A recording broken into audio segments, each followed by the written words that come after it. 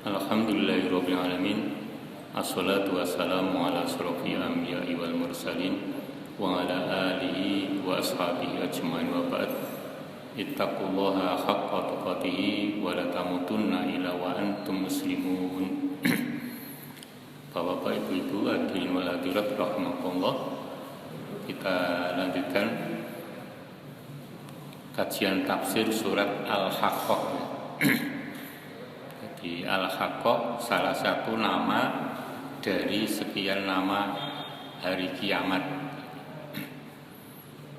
Diawali dengan cerita tentang kaum Tsamud dan kaum Ad, kemudian Fir'aun dan kroni-kroninya, terus dilanjutkan dengan kaumnya Nabi Lut.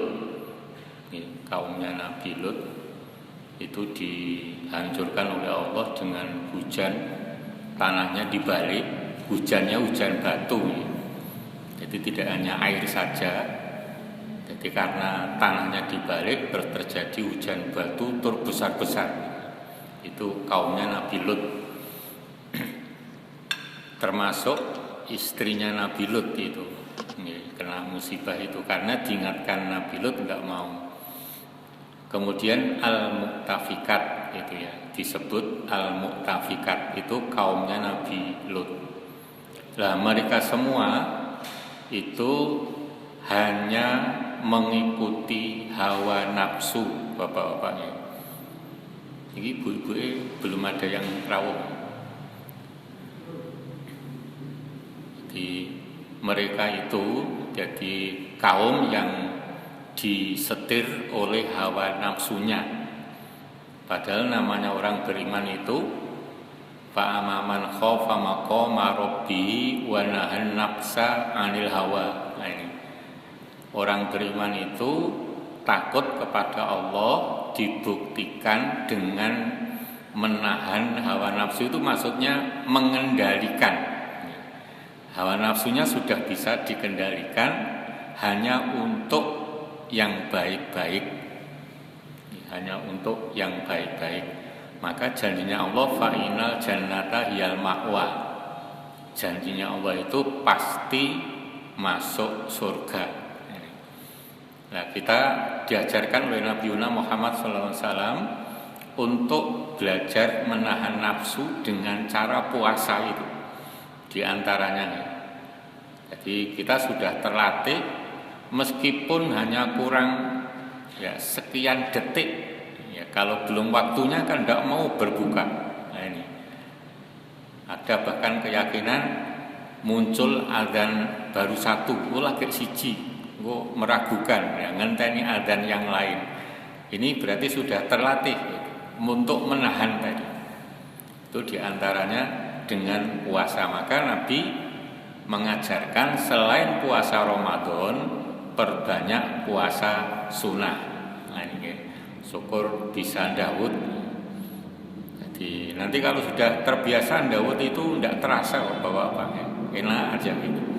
Kalau sudah betul-betul terbiasa dan yakin, puasa yang paling baik untuk puasa sunnah itu puasa Daud.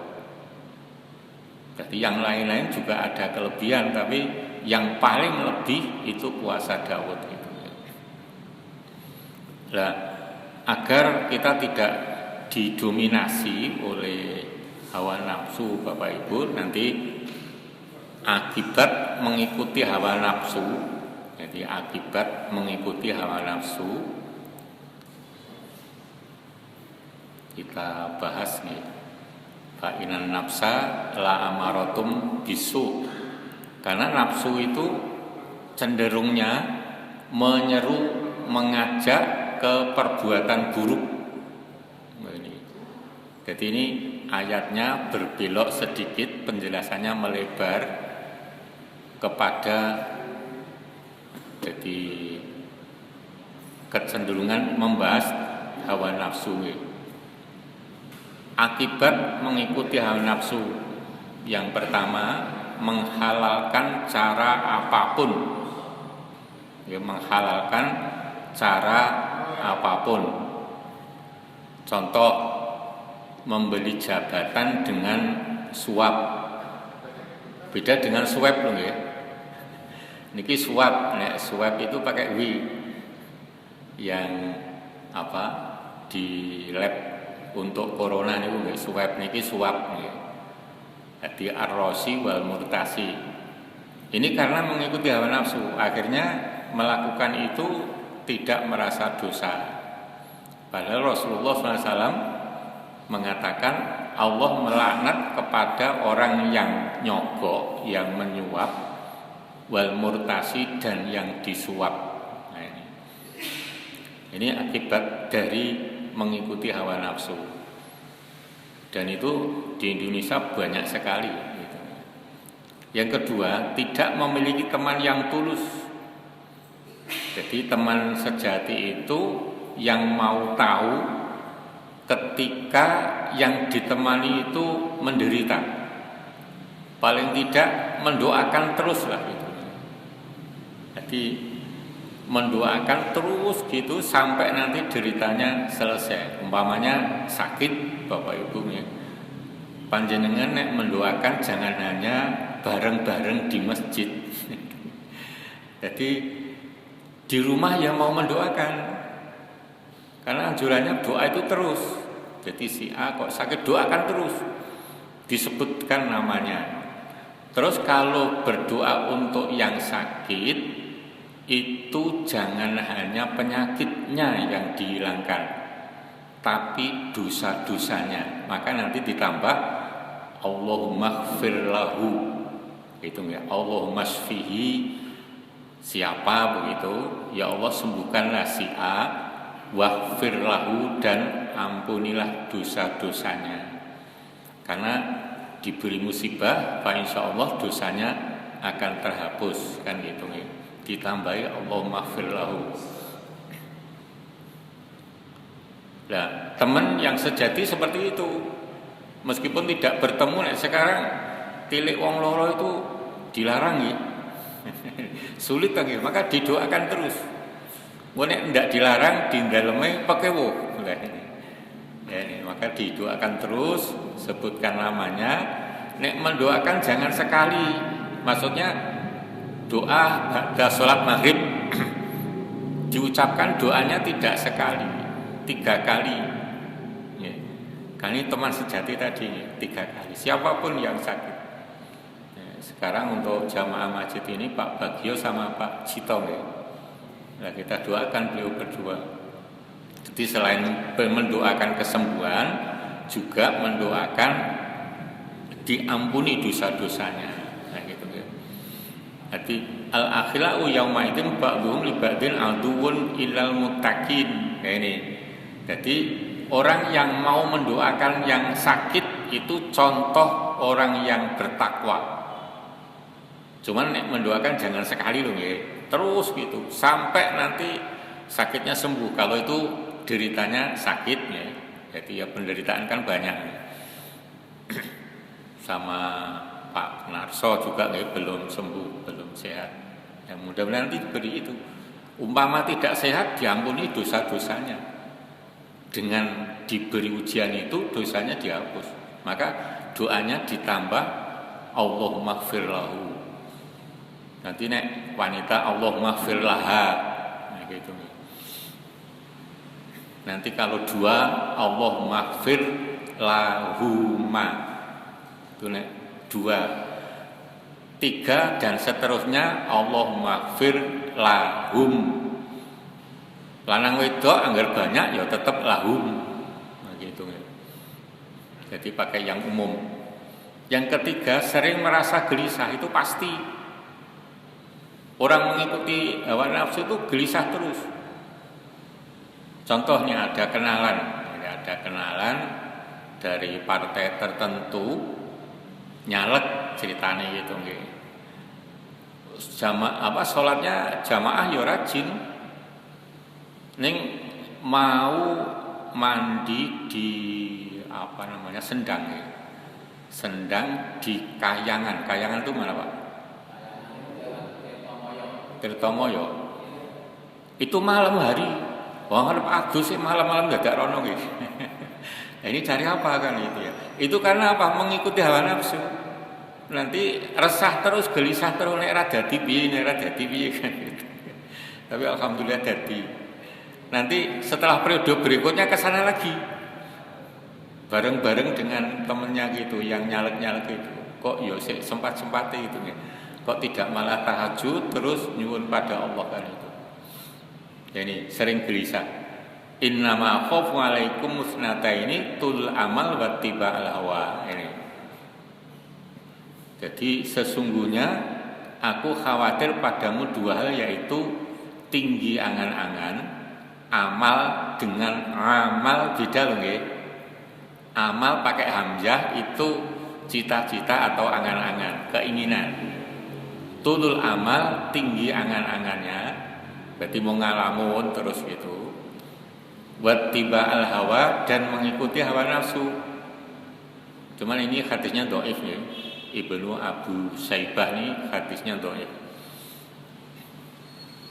Jadi intinya dalam ayat pun mengikuti hawa nafsu ya, tidak diperkenankan. Mengikuti itu maksudnya melaksanakan keinginan-keinginan yang negatif. Itu yang dimaksud. Tapi nafsu yang positif itu namanya mengendalikan hawa nafsu. Jadi nafsu itu ada yang positif, ada yang negatif. Lah, kebanyakan itu negatif. Dekat dengan siksa Allah itu jelas. Dalam surat Nazi'at 40-41, wa amma man khafa maqama rabbih wa nahan nafsa 'anil hawa. Ini tadi yang saya aturkan, yang beriman itu mesti takut kepada makomnya Allah. Makomnya Allah itu kedudukan Allah di atas segalanya. Wa nahan nafsa, ini bunyinya sama dengan bahasa Indonesia nih, nahan nafsu. Nganil hawa, dari hawa nafsu yang negatif. Fa inal jannata hiyal ma'wa, maka janji Allah surgalah tempatnya. Jadi ini janji Allah. Jadi mampu mengendalikan hawa nafsu itu janjinya surga. Di antara caranya tadi dengan memperbanyak puasa gitu. Termasuk dalam surat 51 ayat 18, malamnya jangan banyak tidur. Itu termasuk cara mengendalikan hawa nafsu. Untuk tahajud, untuk baca Al-Quran.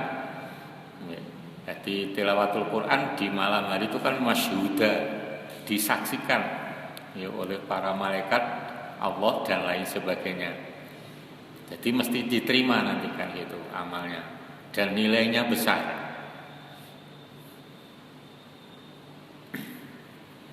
Yang kelima, jauh dari pemeliharaan Allah atau perlindungan atau jaminan. Bahasa lainnya rahmat dunia.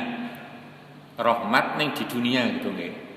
Rahmat dunia itu tidak hanya diartikan kasih sayang, tapi kasih sayang terus jaminan, perlindungan dan seterusnya.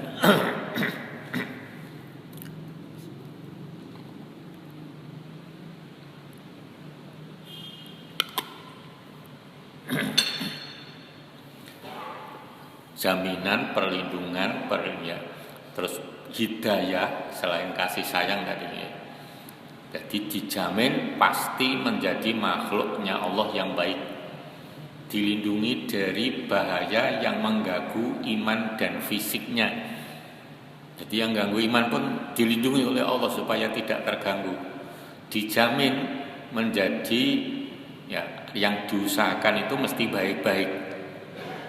Maka belajar tentang ajaran Allah ya sergap gitu. Itu dijamin akhirnya nanti masuk surga dan seterusnya.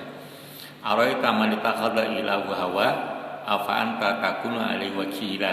Al-Furqan itu surat 25 ayat 43. Terangkanlah kepadaku tentang orang yang menjadikan hawa nafsunya sebagai tuhannya. Jadi tuhannya adalah harta. Itu juga hawa nafsu. Jadi berbagai cara ditempuh untuk mendapatkan harta yang sebanyak-banyaknya. Jadi untuk dunia ini yang paling menangan itu Cina. Cina itu sudah menguasai dunia sampai Amerika aja kalah. Jadi orang Amerika itu senang membeli barang-barang produk dari Cina meskipun tidak awet, tidak tahan lama.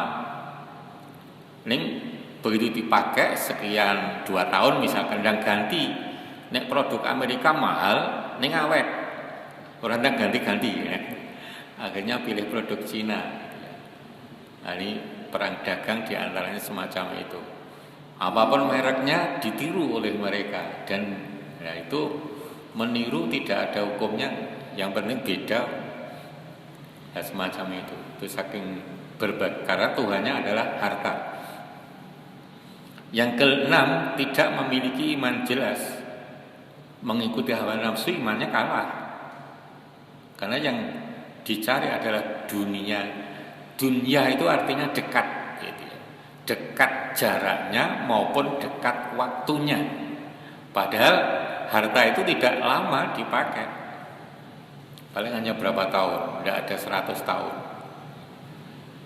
Tapi harta yang hakiki itu harta yang dimanfaatkan di jalan Allah, entah berupa sedekah maupun infak maupun yang lain gitu ya.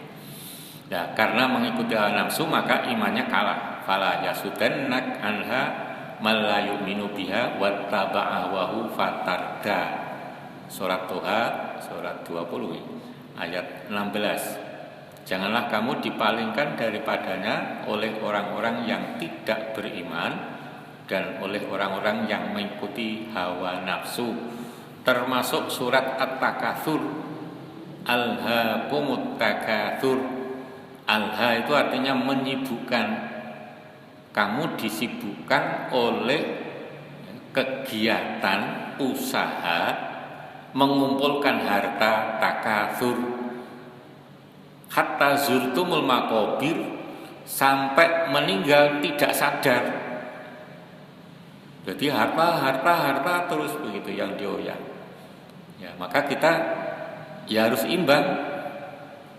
Laisa bi khairikum man taraka dunyahu li akhiratihi wala li akhiratihi li dunyahu hatta yusiba minhuma jami'an.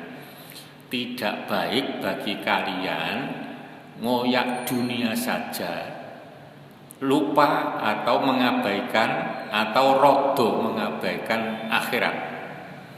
Dan juga tidak baik ngoyak akhirat saja, lupa dunia. Hatta yusiba minhuma jami'an, ya yang bisa itu seimbang.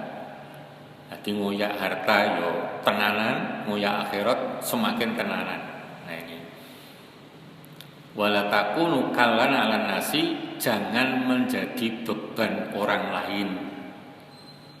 Jadi karena mau akhirat itu sesuai dengan turunnya ayat tentang sedekah. Contohnya At-Taubah 60. Jadi dulu ada para sahabat hidupnya itu hanya di masjid terus. Tidak ada makanan, ya tidak makan.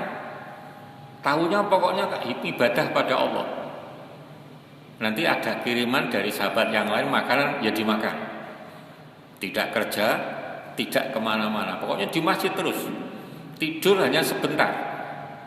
Tidurnya ya di masjid. Ini tidak lama. Terus di masjid terus. Lantas turun wahyu tentang sedekah. Mereka tidak bisa sedekah. Setelah dijelaskan oleh Nabi, mereka sama nangis. Ternyata ibadah terus itu keliru. Terus sama kerja, ada yang jadi kuli, ada yang ke pasar jualan, dan seterusnya. Biar bisa sedekah. Jadi hasilnya dibagi 3. Nek cara hadis gitu nggih. Kita punya hasil itu dibagi 3. Anjuran Nabi begitu. Nek Nabi beda nggih. Nek Nabi itu punya hasil umpamanya ben gampang le ngitung 10.000 sehari umpamanya gitu. Itu digunakan untuk beliau dan keluarganya, umpamanya habis 5.000 satu hari, satu malam. Sisa 5.000 langsung diberikan fakir miskin. Jadi besoknya gimana? Cari lagi. Itu Nabi, kita tidak bisa bapak-bapak. Nah, karena tidak bisa, dianjurkan oleh Nabi dibagi 3, umpamanya gajian setiap bulan dibagi 3. 1 untuk dirinya dan keluarganya, 2 untuk sodako, terserah berapa persennya, yang paling gampang 2,5%. Yang ketiga untuk ditabung. Nah, pembagiannya apakah harus sama? Tidak, terserah yang punya, yang bersangkutan. Ini ngampun banget ya, umpamanya 10.000 sing nggo sedekah mung Rp5 niku ora kebangetan nggih. Ya lebih lah gitu nggih. Jadi ya 2,5% tadi kalau yang mengikuti tentang zakat. Tidak memiliki penolong, maksudnya Allah tidak akan menolong. Jadi tidak akan menolong kepada orang yang mengikuti hawa nafsu. Balittaba alladzina zalamu ahwaahum ini. Jadi tapi orang-orang yang zalim itu mengikuti hawa nafsunya tanpa ilmu pengetahuan, bi ghairi ilmin. Ini maksudnya pengetahuan, khususnya pengetahuan agama. Nah ini Bapak Ibu, kita kalau sekolah untuk umum sampai kuliah untuk umum itu jangan berhenti dalam mencari ilmu, terutama ilmu agama. Nah ini ya kajian seperti ini di antara caranya ya, dan lain-lain. Ya, ini harus kita tekuni sampai bisa. Ini ngaji seperti ini menurut saya tapi ya lebih mudah.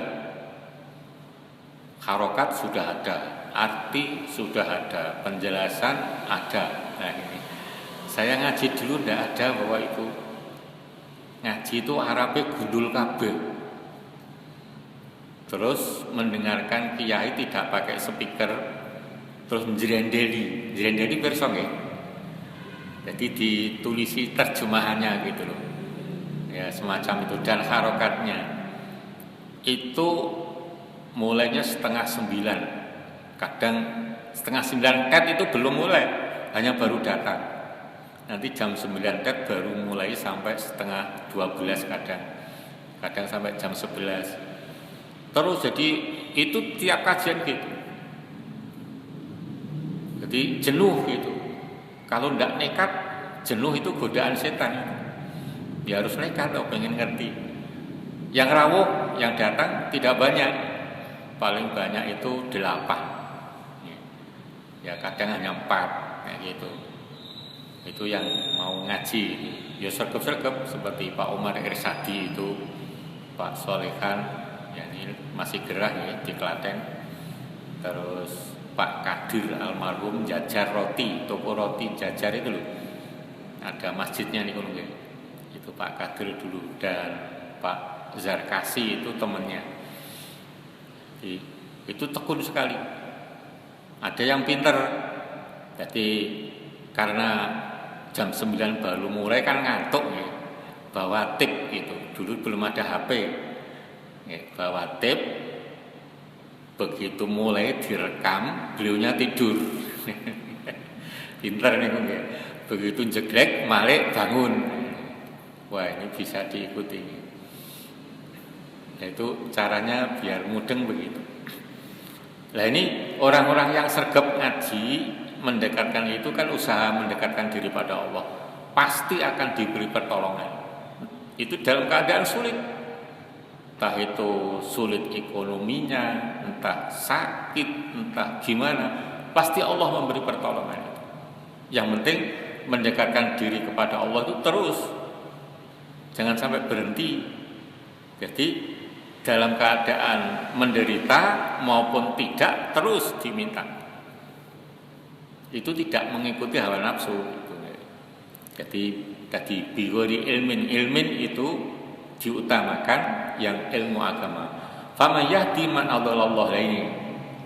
Jadi orang yang tidak mengikuti hawa nafsu itu mesti dibimbing oleh Allah, tidak akan disesatkan. Jadi ada orang yang misalkan memberi masukan, oh sesat, dan tidak jadi, macam-macam. Ya wa ma lahum min nasirin, mereka tidak akan mendapat pertolongan, terutama nanti di hari kiamat. Jadi di dunia juga ditolong oleh Allah, caranya macam-macam, cuman juga pakai proses ya pertolongan itu. Menyimpang dari kebenaran jelas karena mengikuti hawa nafsu, fa innan nafsala amaratum bisu, karena nafsu itu utamanya, dominannya, kebanyakannya mengajak kepada hal yang buruk. Iyakun ghaniyan aw faqiran fallahu aula bihima. Jika ia kaya ataupun miskin, maka Allah lebih tahu kemaslahatannya. Kemaslahatan itu baiknya untuk si hamba ini. Nah ini, oh hamba ini dijadikan oleh Allah kaya atau miskin, itu yang tahu hanya Allah. Ukuran kayanya juga yang tahu, ukuran miskinnya juga Allah tahu kan itu. Maka kita menjalani terus, berusaha terus sesuai aturan Allah. Apapun yang kita dapat harus ridho menerimanya. Ini itu namanya tidak mengikuti hawa nafsu. Kalau punya kemampuan untuk sodakoh, ya sodakoh diperrajin ya. Sodakoh itu hanya memberi, tapi dengan sodakoh itu bisa mendidik diri kita masing-masing. Jadi ada dijelaskan dalam hadis, dulu pernah disampaikan tentang fadilah sodakoh ya. Jika hatimu ingin lemah lembut, maka perbanyak sodakoh dan mengusap kepalanya anak yatim. Jadi yang diutamakan sodakohnya dulu. Kalau ingin hatinya lembut, jadi bisa mendidik hati. Nah, karena hatinya lembut, maka akan mudah diberi bimbingan oleh Allah. Gitu. Sampai di sini ada yang ditambahkan, Bapak Ibu? Jadi,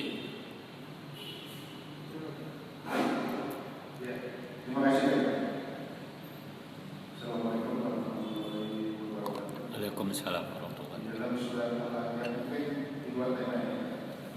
Di dalam surat Al-Anbiya ayat 21. Surat apa Pak? Al-Ahzab. Al-Ahzab. Ayat 21. Sesungguhnya telah ada pada diri Rasulullah suri toladan yang baik patut ditiru. Lakot Yang kana. ingin saya tanyakan di sini, saudara ini apa? Ketika beliau sudah diangkat jadi Rasul, apakah ketika beliau sebelumnya mulai dari anak-anak, remaja, dewasa sampai beliau nikah pertama dengan si itu, mohon penjelasan. Apakah saudara ini setelah beliau jadi Rasul? Terima kasih. Iya. Sebenarnya contoh itu mulai dari kecil. Cuman Allah mengutamakan mulainya dari Rasul karena di sini ada takfi Rasulillahi. Nah ini ya. Jadi akhlaknya baik itu mulai dari kecil, bisa dicontoh gitu ya. Cuman yang utamanya karena ada fi Rasulillahi, uswatunnya mulai dari Rasul. Ketika dakwah tantangannya luar biasa. Tidak hanya diperolok-olok, disakiti baik hati maupun fisiknya, bahkan diancam untuk dibunuh, tapi tetap sabar. Diunek-unekke ya mireng, tapi tidak dianggap. Nek sekarang orang diolok-olokkan itu gimana coba? Lah itu berarti belum bisa mengamalkan ayat ini. Dilokke ya sudah, orang kelong kok. Kan gitu. Ning setan masuk mujuk-mujuk kowe dilokke kok ora bales piye? Cacingnya diudak meroncat. Kan gitu. Itu setan itu, bisikan mesti ada itu. Tinggal kita tadi fa'ama man khofa maqama rabbi wa nahan nafsa 'anil hawa. Ya, ini. Harus itu. Mau dilokke malaikat bisiki gitu. Ora usah bales. Ning setane luwih akeh. Baleso martabatmu piye? Itu. Nah ini diuji kita Bapak-bapak. Jadi begitu kita digoda, ingat Nabi jangankan dilokke, hijrah ke Taif itu dipentungi, dibalangi batu loh.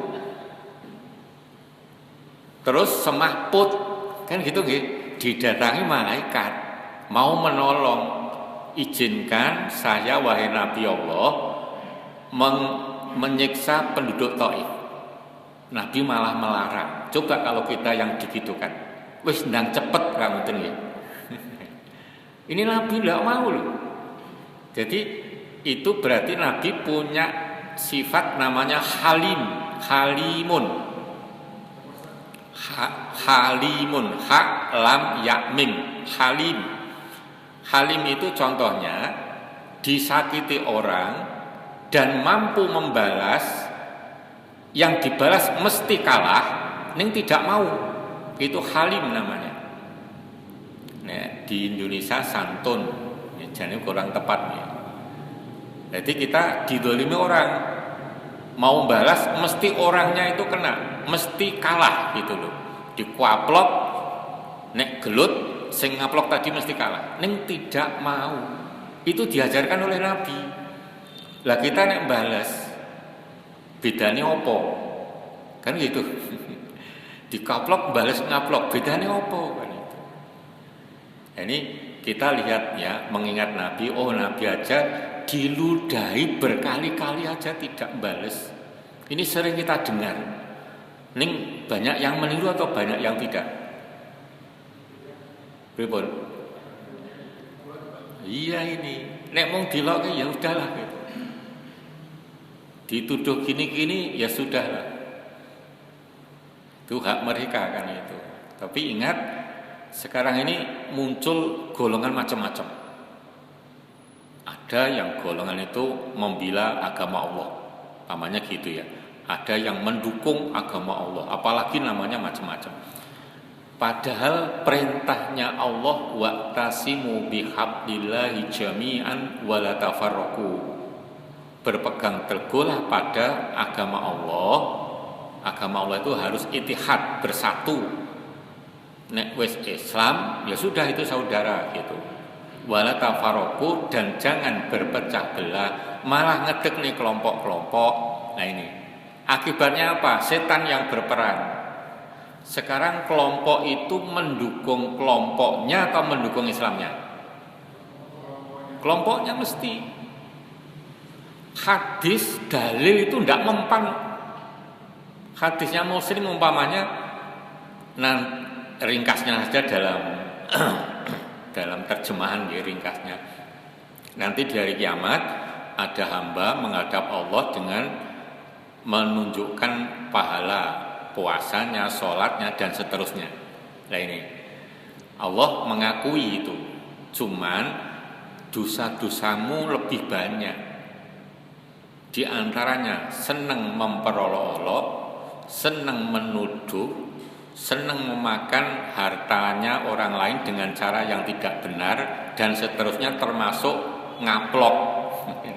Senang ngaplok, terampil lah gitu ya, semacam itu. Jadi ngaplok itu hadisnya Muslim ya, berarti sahih. Terus pahala sholat, puasa tadi ditimbang banyak yang mana? Ternyata banyak yang dolim, sing ngelokke, sing nuduh, sing macam-macam tadi. Sehingga pahalanya habis, ning dosanya masih. Maka dosa orang yang didolimi itu diambil, diberikan kepada yang ngaploki, yang ngelokne tadi. Itu di hari kiamat. Maka oleh Rasul disebut muflisun atau muflisin, orang yang bangkrut tuh. Makanya ngelokke hati-hati Bapak Ibu, ingat hadis tadi, Muslim lu, tidak bain-bain dong ya. Arab ngelokke bahaya Muslim ini. Nah itu. Ya jangan mudah ngelokke itu. Mau ngelokke wasyatama hadza, memperolok-olok, mencela, menjelek-jelekan atau menghujat, ya sama aja. Hanya ngelok ketok, besok jadi bangkrut. Nah, ini. Jadi amal baiknya habis untuk tombok. Jadi semacam itu. Nah, Rasul mengajarkan itu, maka di sini ini kalimatnya pakai lam taukid. Lah ini lam taukid namanya. Qad juga taukid. Jadi taukidnya double. Laqad kana lakum fi Rasulillahi, ini benar-benar lah gitu. Di dalam diri Rasul itu uswatul hasanah lakum. Ini harusnya nek susunan letterek lakumnya setelah hasanah ini. Nek letterek nggih. Nah, letterek itu menurut bahasa Arab tidak bagus. Harus namanya ditanazu, diwalik. Objeknya dulu baru subjeknya. Itu dalam bahasa Arab berlaku seperti itu. Jadi ini laqad kana lakum, harusnya laqad kana fi Rasulillahi uswatun hasanah lakum, harusnya gitu. Nek letterek nggih. Tapi karena kurang indah namanya ilmu badi ini nek dalam balaghah ya. Jadi supaya indah gitu. Lagi mencontoh Rasul setelah Rasul menjadi, setelah Nabi Muhammad SAW menjadi Rasul. Karena perbuatannya berdasarkan wahyu. Meskipun baik, saat kanak-kanak kan baik, remaja baik. Ning kenapa tidak disebutkan Rasul? Meskipun baik, ning dasarnya bukan wahyu berarti tidak baik. Ngoten niku. Sekarang orang dermawan di luar Islam ada enggak? Banyak. Ning dinilai baik oleh Allah enggak. Batasannya iman gitu, seperti itu. Jadi maka disebut amal soleh. Nah ini amal baik itu disebut amal soleh. Artinya apa? Bener nek Jawa, bener tur pener. Nah itu benar, baik, benar sesuai dalil. Tidak hanya benar saja, benar tur pener. Itu Pak ya? Ada yang lain yang lambat.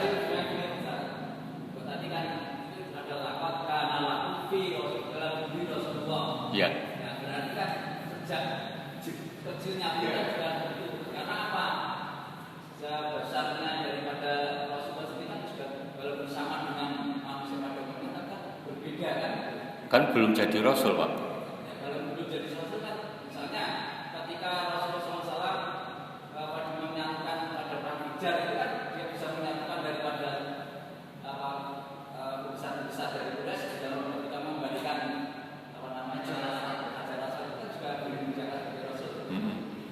Nah itu dikuatkan setelah Rasul. Nah gitu. Jadi sejak kecil sudah baik, akhlaknya baik, perilakunya baik. Iya. Tapi kan tidak disuruh meniru. Contohnya menggembala kambing, napa jenengan gala kambing. Terus menyatukan suku Quraisy dengan menaruh Hajar Aswad, jenengan tidak boleh niru itu kan? Nah, semacam itu maksudnya gitu. Tapi begitu seperti Rasul, perbuatannya selalu ditiru. Iya. Jadi yang saya maksud seperti itu. Persis, umpamanya poso Senin Kamis, ya poso Senin Kamis. Angon wedhus, ya ora. Gitu. Cuman kelakuan baik terus turun wahyu dijelaskan dalam wahyu itu. Berarti ya sudah baik. Nanti kalau itu digunakan dalil, saya takut kalau dimanfaatkan oleh orang yang non muslim. Iya. Loh itu dermawan berarti baik. Penyanyi-penyanyi yang dari barat itu apa? Ada yang muslim. Kebanyakan kan non muslim. Nek nyumbang di negara Afrika itu tidak hanya 1 juta sampai 100 juta enggak, tapi miliaran. Lah satu hari penghasilannya 4 miliar. Satu hari. Terus sekarang ini cari duit gampang. Hanya di rumah aja bisa lewat internet. Nah, ini. Jadi yang penting kreasinya banyak. Ini yang penting itu. Nah, ini ada yang kenalan saya itu 1 bulan hasilnya 4,3 miliar. 1 bulan. Hanya di rumah. Ya itu hanya di rumah. Cuman kreasinya luar biasa. Sekarang dimudahkan oleh Allah. Ya dimudahkan, cuman jangan lupa kan itu. Jangan sampai alhaqumut takasur tadi. Jangan lupa gitu. Jenengan misalkan sekarang punya HP yang pixelnya tinggi misalkan ya, fokusnya tinggi. Itu nanti jenengan jepret-jepret di kebon terus ditaruh di internet, webnya web panjenengan dilihat orang banyak sedunia, terus dibeli seperti itu. Contoh yang paling gampang. Padahal jepret-jepret pohon kates dijepret, pohon apa dijepret, itu bisa dijual gambarnya itu loh. Dibeli A misalkan $1, hitungannya dolar nih. Nanti satu barang itu bisa dibeli oleh sekian orang. Padahal mau gambar loh. Itu contoh yang paling gampang gitu. Ya, itu jenengan mau belajar itu, anak saya itu jagonya itu. Anak saya itu membuat gambar. Nek menurut saya jelek. Dibeli orang Kanada. Lumayan, $1.500 US. Gambarnya elek banget menurut saya. Itu contoh aja gitu ya. Nah ini seperti itulah. Itu dimudahkan Allah, berarti memberi kesempatan kepada kita untuk lebih banyak sedekah tadi. Yang lalu sudah pernah disampaikan ada 20 keutamaan sedekah. Nah ini semacam itu. Nggih. Ngaten nggih. Jadi sejak kecil sudah baik. Lah baiknya itu dikuatkan oleh Al-Qur'an. Lah yang kita tiru sejak kecil itu yang sesuai dengan Quran hadisnya. Nah itu. Nggih. Ada yang nambahi lagi? Tadi Pak mengenai amalan doa bagi orang yang sakit. Itu Allah memberi lagu itu sampai lengkap atau mengenai itu Pak.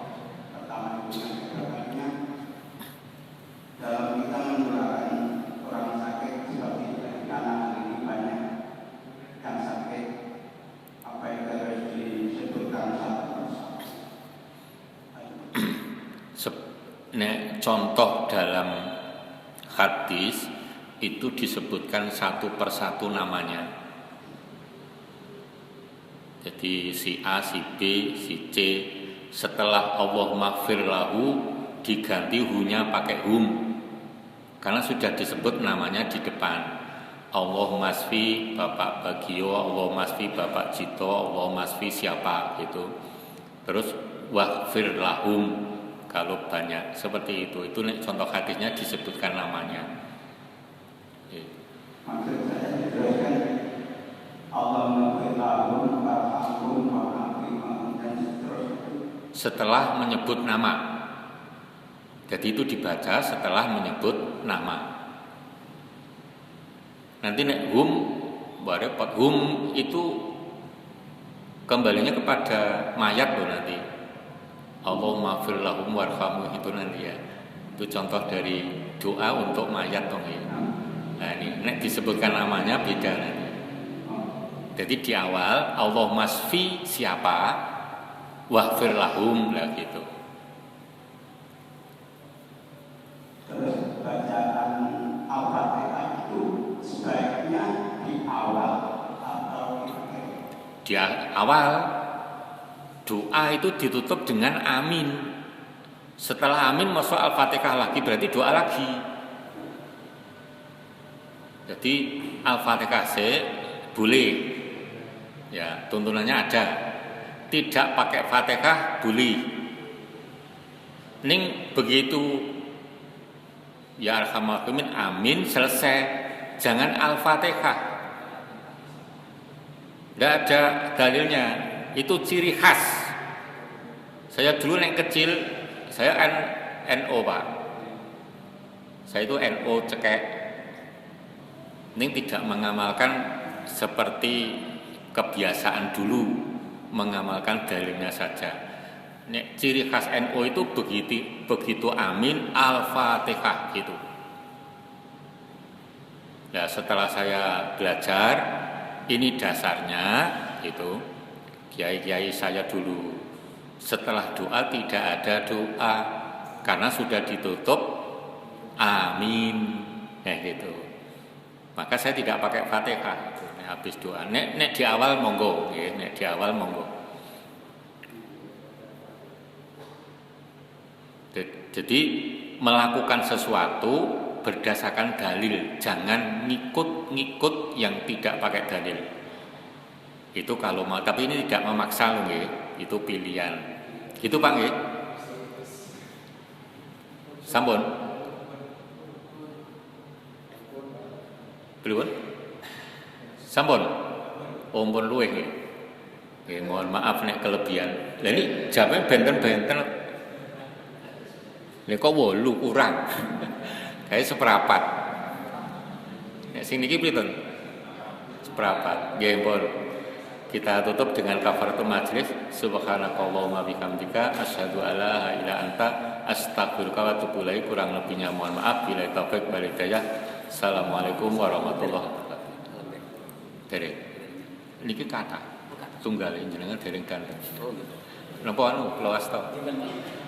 Lah nggih, kula beto masih rada sedang.